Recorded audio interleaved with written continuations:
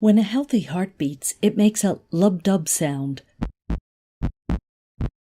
The first heart sound, lub, also known as S1, is caused by the closing of the AV valves after the atria have pumped blood into the ventricles.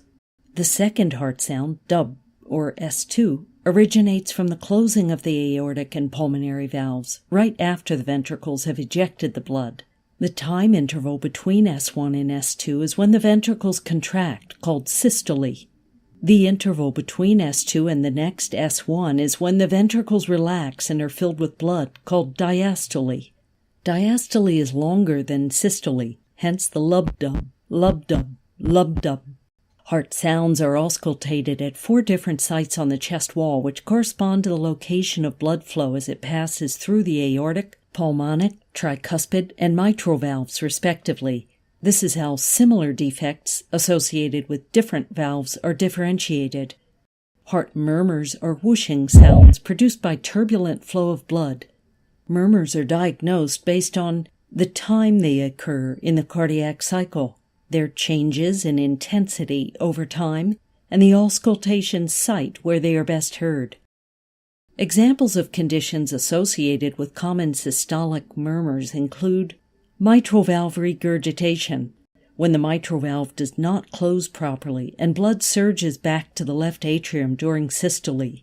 The murmur starts at S1 when the AV valves close and maintains the same intensity for the entire duration of systole.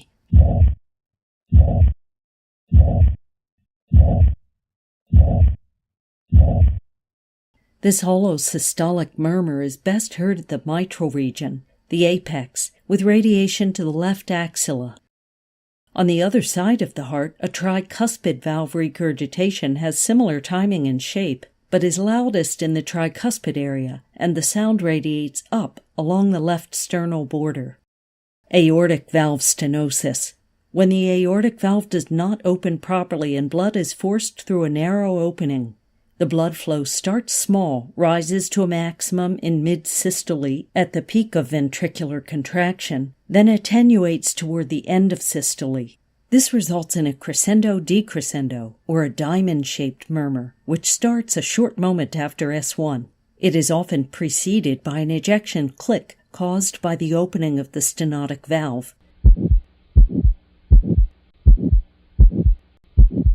Aortic stenosis murmur is loudest in the aortic area, and the sound radiates to the carotid arteries in the neck following the direction of blood flow. Again, on the other side of the heart, a pulmonic stenosis has the same characteristics, but is best heard in the pulmonic area and does not radiate to the neck. Other conditions that cause audible systolic murmurs include ventricular septal defect and mitral valve prolapse. An example of diastolic murmurs is aortic valve regurgitation. This is when the aortic valve does not close properly, resulting in blood flowing back to the left ventricle during diastole, the filling phase. As the blood flows in the reverse direction, the murmur is best heard not in the aortic area but rather along the left sternal border. It peaks at the beginning of diastole when the pressure difference is highest, then rapidly decreases as the equilibrium is reached.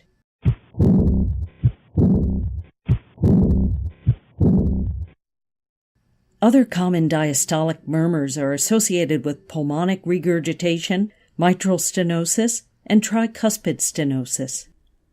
Thank you for watching. Please feel free to suggest a topic you want us to cover by leaving a comment below.